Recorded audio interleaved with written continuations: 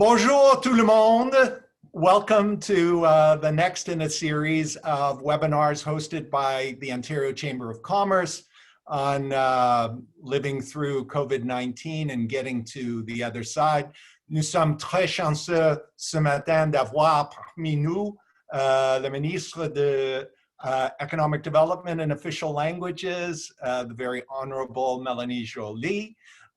Again, this series is not possible without the generous support of our partners, Bruce Power, Canada Life, the Chamber's Plan. As everyone says, we're living in unprecedented time. We're living in a time when there is no playbook. So very, very important in those times to have great players and great teamwork. And there's no question that all levels of government have been working incredibly hard on a cooperative basis to try to act as quickly as possible, and certainly by government standards have been reacting at a lightning pace, not always as fast as we in the business community would like, but there are very often reasons for that. And we have a perfectly placed person to tell us about what some of those upcoming plans are, where we are now, and how we're going to be navigating the reopening across the country. Madame Ministre, la parole, c'est à vous. Merci, Rocco. Thank you, dear Mr. Rossi. Thank you, dear Rocco, for this kind introduction. Merci à tous d'être parmi nous aujourd'hui. It's a pleasure to have the chance to talk to you and ultimately have a conversation and answer questions. What I would like to tell you at the beginning is definitely the three priorities of our government since the outset of this crisis. Obviously, the first one has always been to protect lives and protect the health of Canadians. The second one was adopting a people's first approach. So that's why we created the CRB, the CERB, the $2,000 per month, and an array of different other programs from the Canada Child Benefit also to GST payments. And finally, and the reason why we're on this Zoom today, is the economic response. And so at the beginning of the crisis, our reading as a government, and Rocco and I were having good conversations about it, was, we thought there would be a movement in demand, and therefore that what was required from the government was to provide more liquidity through the BDC, through EDC, and definitely through banks. And bit by bit, as we saw the impact of the pandemic and the impact of the economic crisis on our businesses, we decided to change our reading and move much more in the direction of subsidies. And that's why you saw the wage subsidy from 10% going to 75%. And then later on, you saw the rent relief program, which applications have now started, and you'll have more information very, very soon about it. And also we developed the SEBA account, which is the $40,000 loan, but also includes a $10,000 forgivable, which is pretty much a $10,000 subsidy.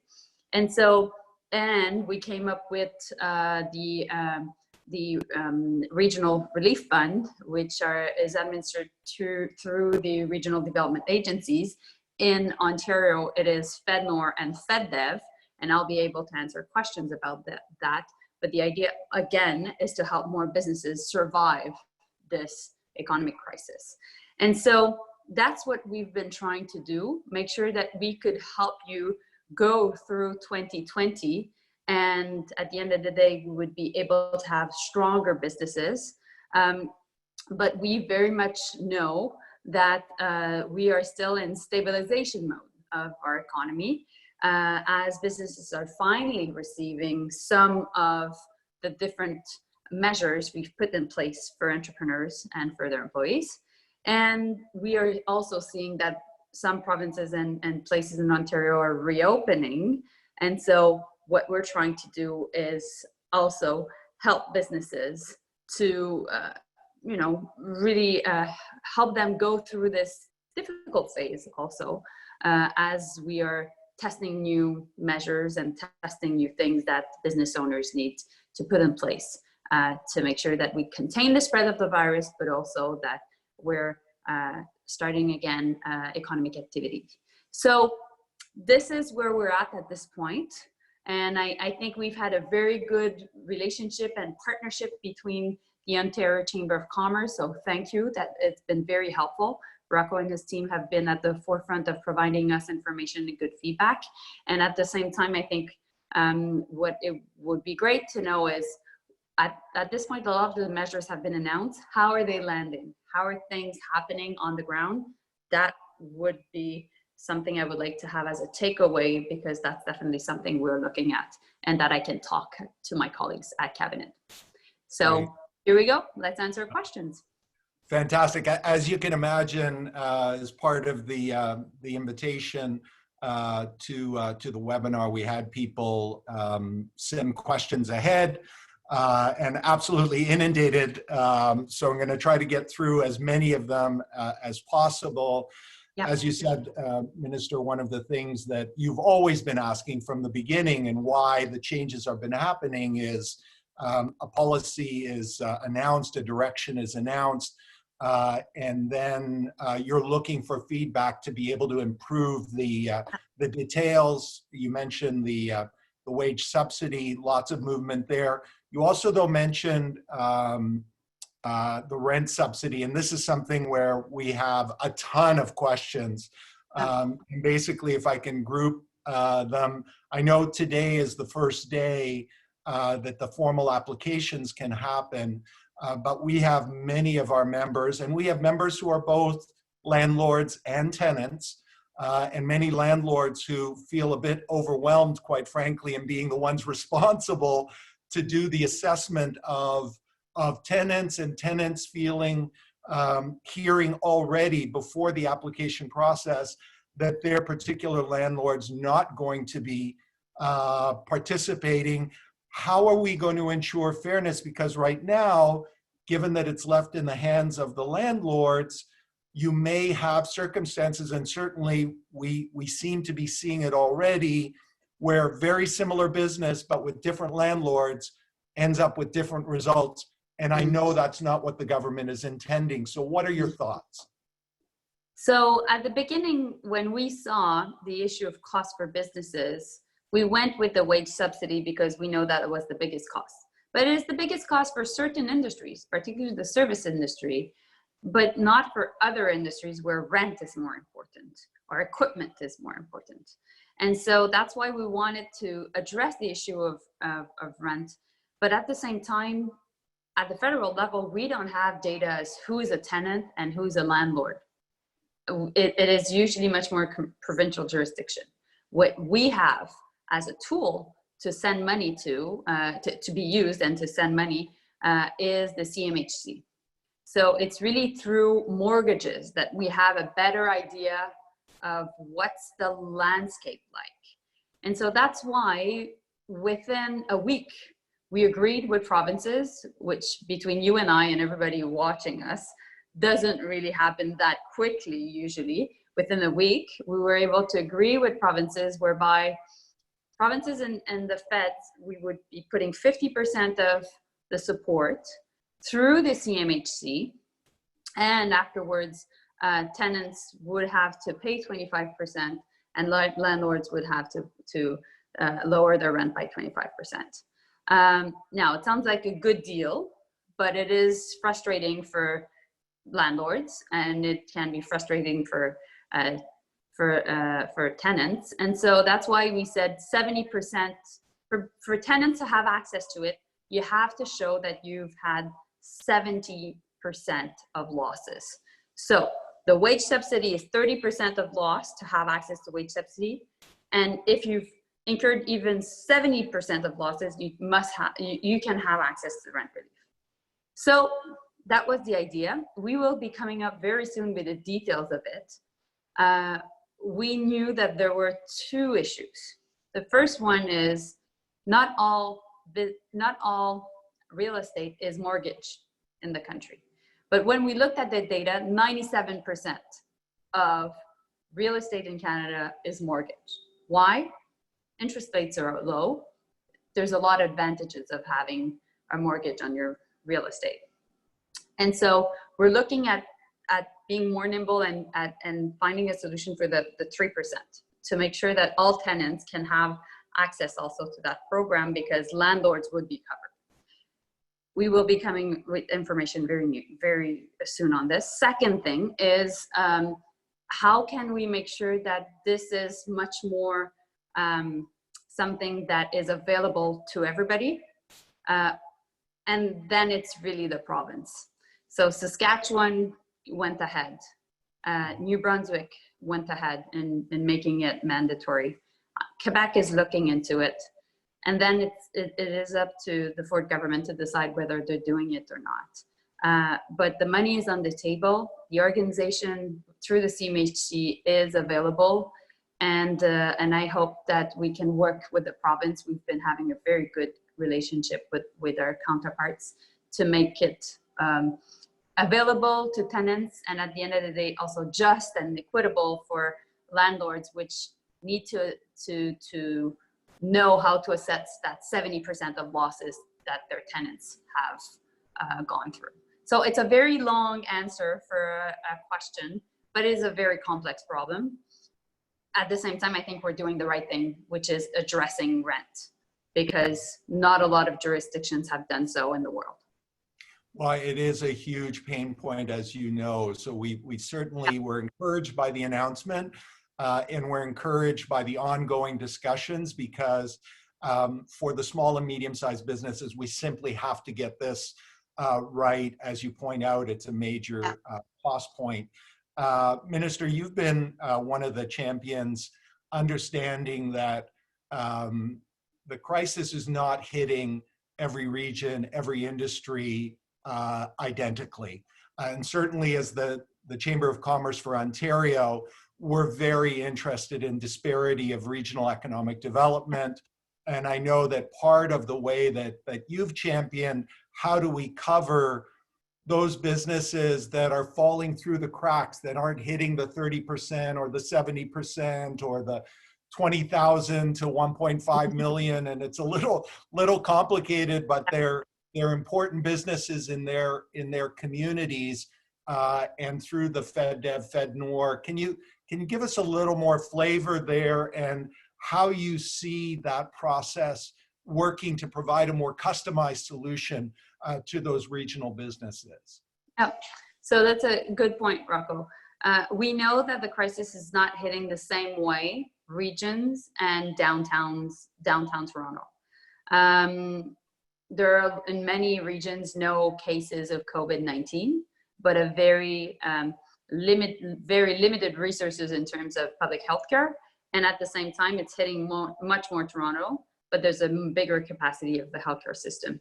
So we, from the outset, we were very preoccupied to see how we could be much more flexible and relevant.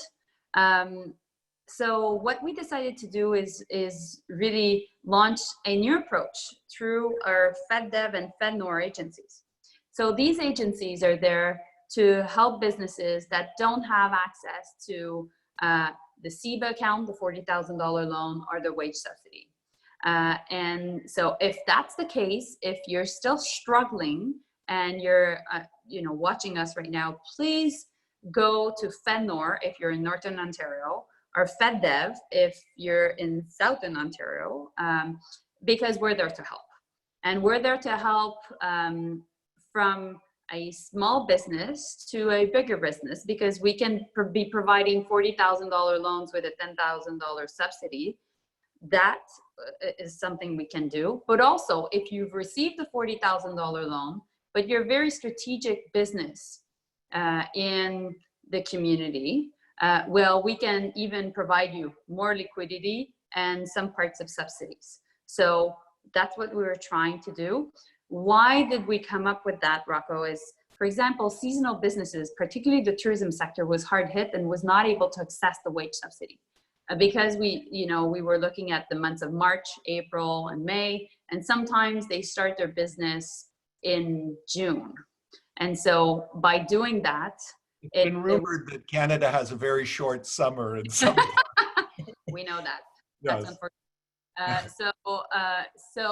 But that was one of the reasons. The other thing that we've been looking at is at the beginning of the crisis, you and I were having good conversations, but we were very much in the fog of war. We didn't see exactly how things were happening on the ground. We're hearing it, but I think the fog of war is bit by bit coming out of the champ de bataille, so of the battlefield, and now what we're seeing is regions are impacted with their seasonal industries, but also downtown, like cities, downtown cores, main streets are affected. And so now we're seeing the restaurants and the small shops, the small retail shops affected. So what we're trying to do is service the rural regions, but also for the first time, service main streets of key municipalities in Ontario to help them basically survive this economic crisis. Right. Minister, you mentioned tourism, hospitality, obviously one of the most hard hit, and because of the nature of those businesses, in many respects, going to be very difficult to reopen. Certainly, you think about what's going to happen with international tourists, and we have a bunch of questions, including one from the Greater Niagara Chamber of Commerce, really to dig in a little deeper on what concrete steps additionally, how to market even travel local, how are we going to be supporting the tourism and hospitality industry here in Ontario and across Canada? Well, I had a good conversation 2 weeks ago with Jim Dow-Datsy in Niagara, and also we have strong members of Parliament there, that from Chris Biddle to also the different members that are there. And what has been happening is we've extended the wage subsidy until August. That's helpful for the seasonal sector. But at the same time, we're trying to really get into their marketing efforts. So when I had a good conversation with the ministers of the G20, ministers of tourism, because I have tourism under my portfolio as well, we all agreed, all the G20 ministers and I, that we needed to support local marketing efforts, then go to regional, eventually go national, and then eventually international. And that's all based on the fact that we can do contact tracing, testing, and eventually having a vaccine. So I'm working extremely hard with Destination Canada, which is the organization in charge of international marketing for Canada usually, to change a bit more focus to a provincial approach and a local approach.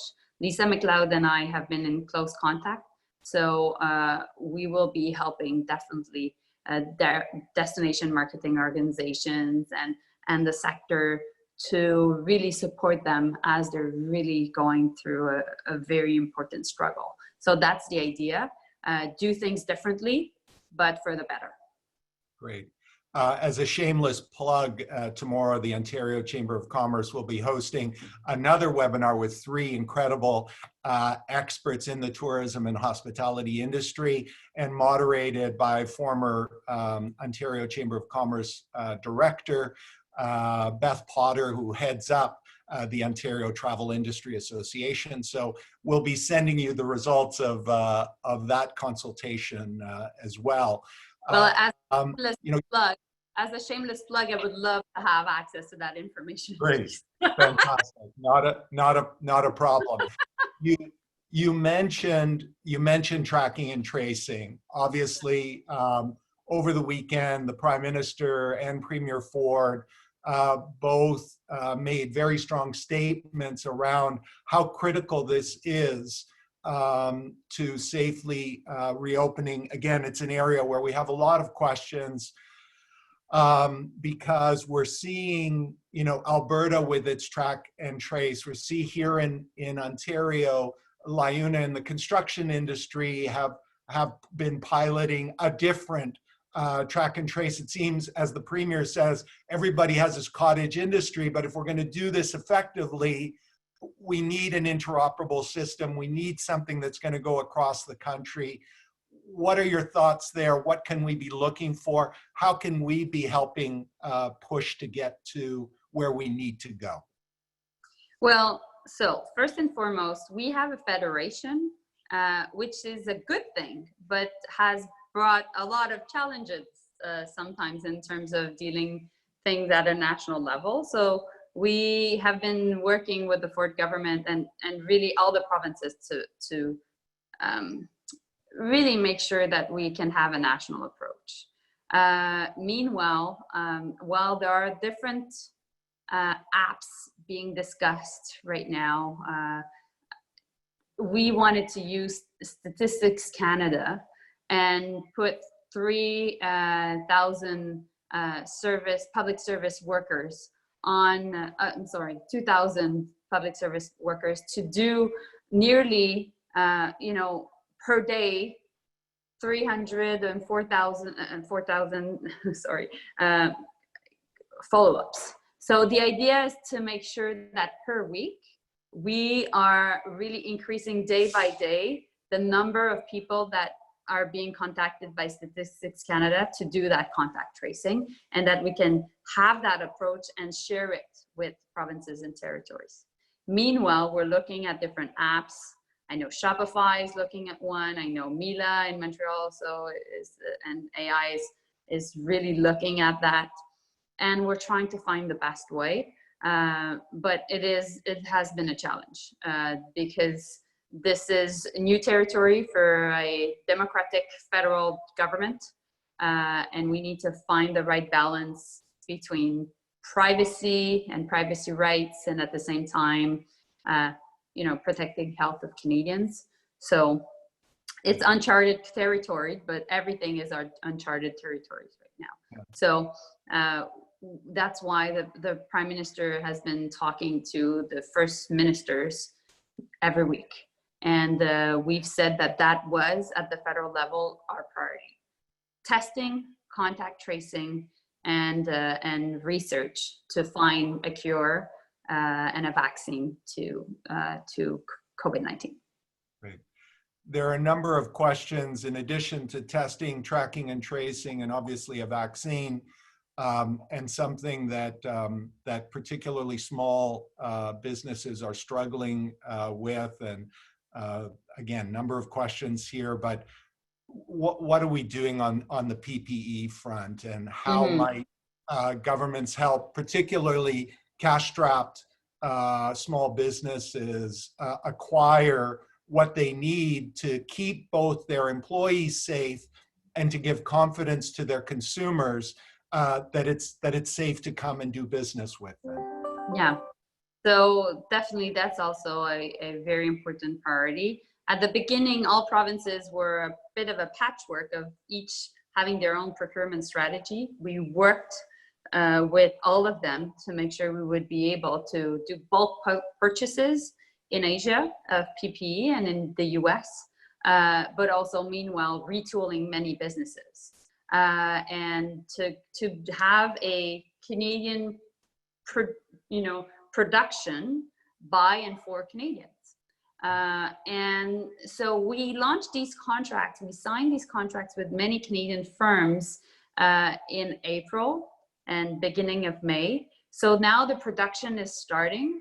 And so we will be receiving the first, made in Canada gowns very soon from Canada Goose or in their Toronto facility, or also from Stanfield and different companies. A lot of them have received orders to do masks. We're trying to do a first Canadian-made N95 mask.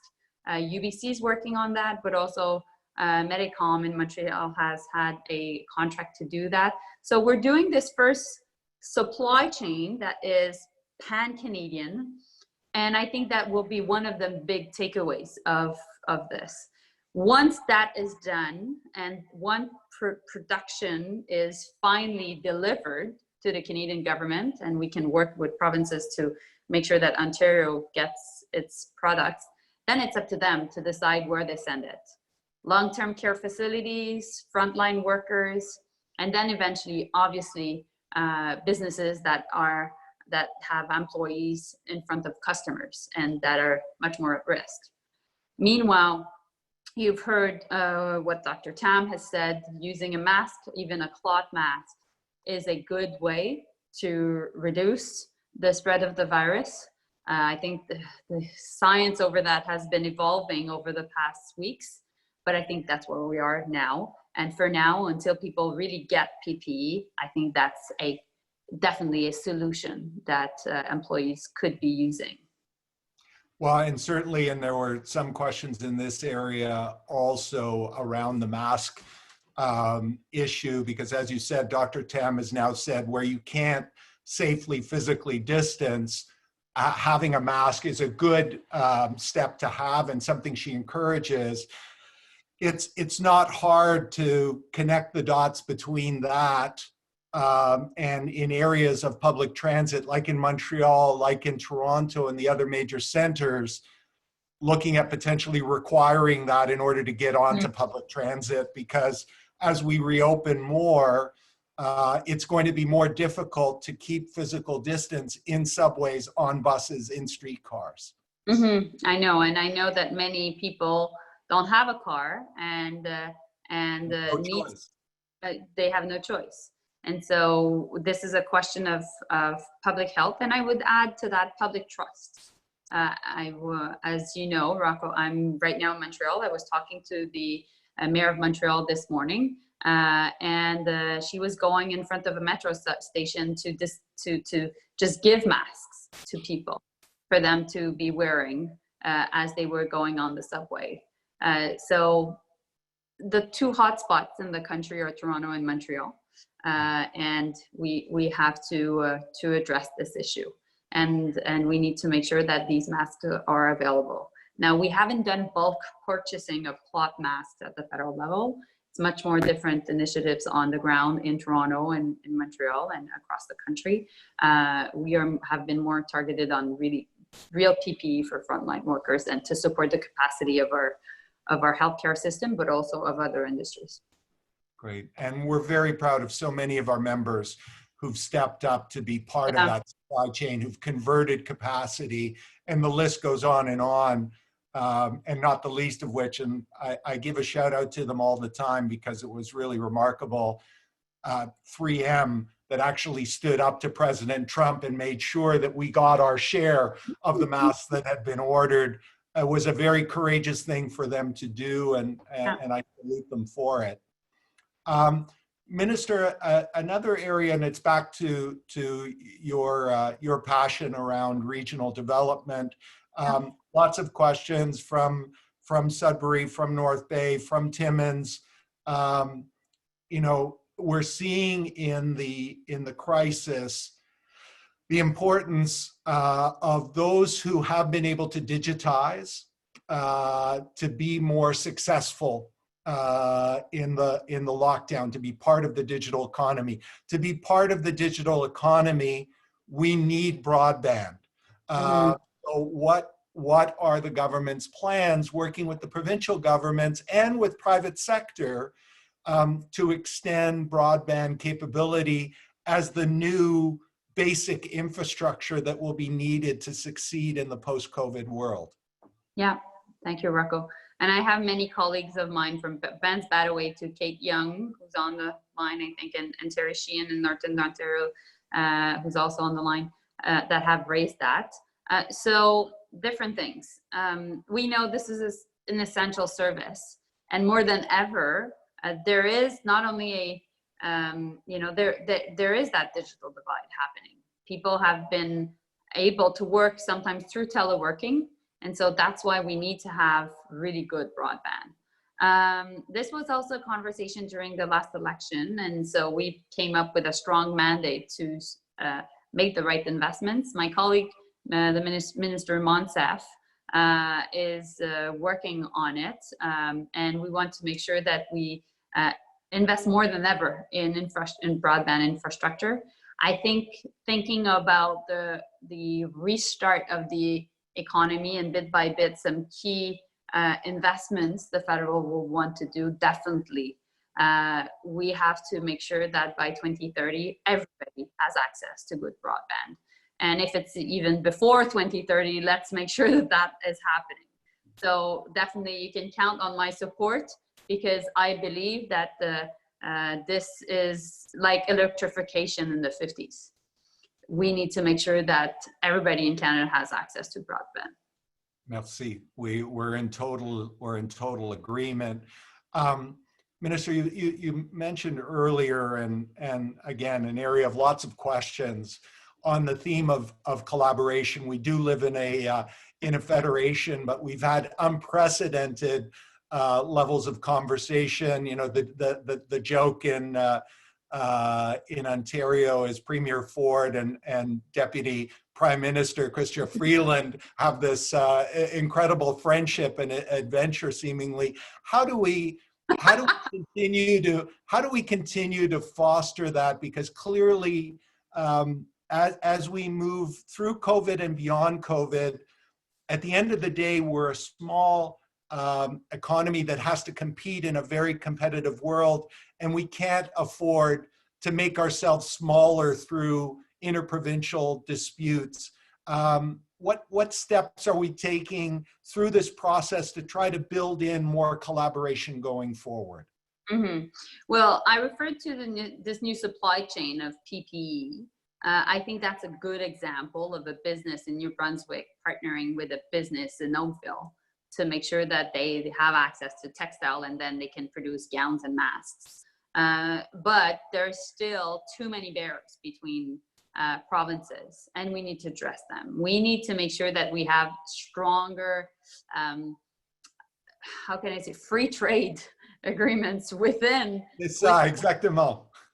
Because, you know, when you look at it, we're the only G7 country having a free trade agreement with the other G7 countries. And even when we signed the free trade agreement with Europe at the time, well, we saw that there could be more barriers between our provinces than provinces, each individually with Europe. And so we really, really need to address that. I think that the good thing about this crisis is we've never been closer to our counterparts at the federal level. So, you know, we talked with our provincial counterparts. I talk to Lisa every week. I've been in also close contact with many ministers of the Ontario government.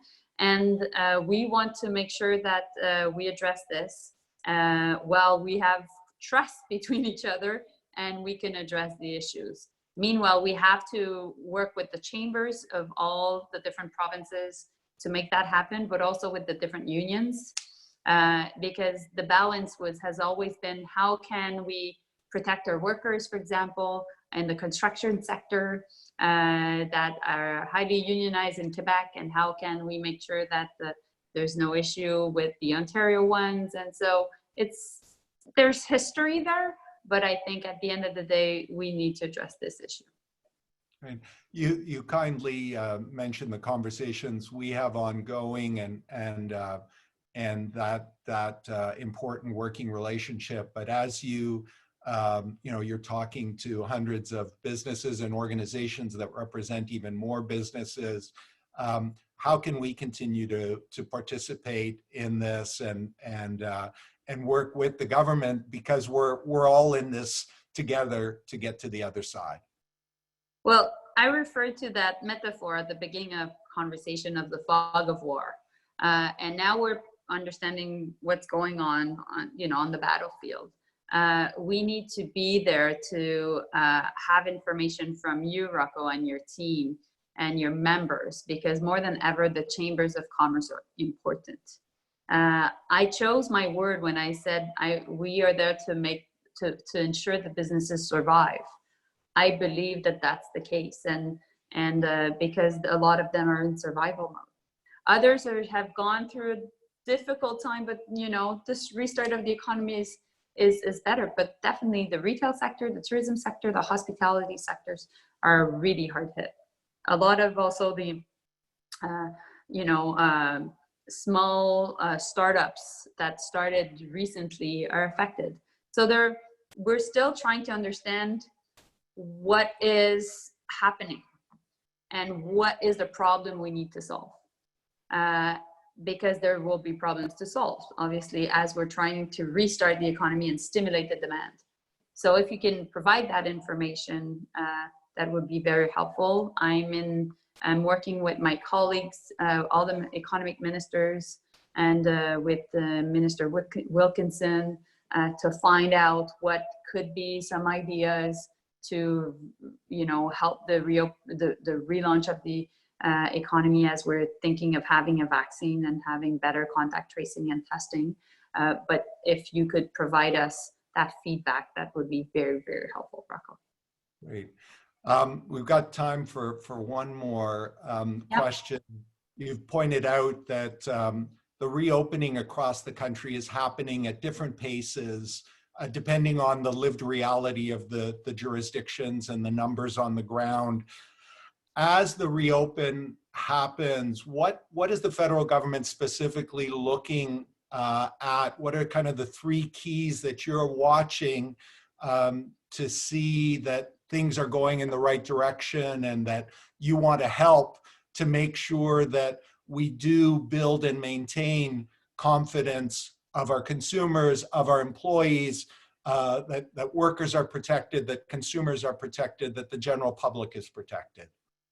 So, well, you referred to it. The most important thing is the health of Canadians and obviously of employees. So how can we better contact contact tracing, testing, and PPE? So that's the first thing we're really, really laser focused on.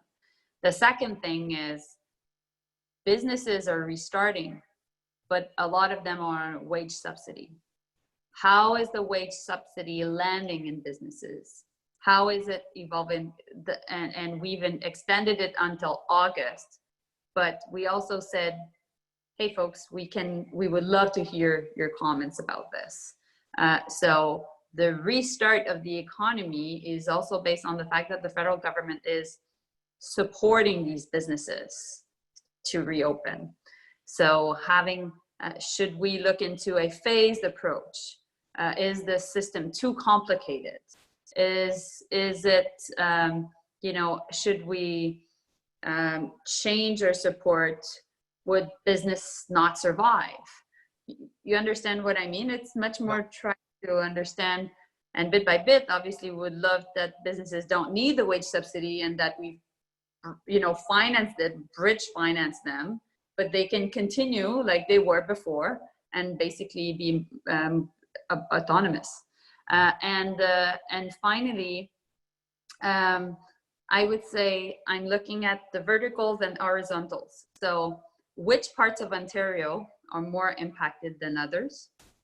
And so is the North more impacted? Is, or the South or Toronto? So the regions within Ontario.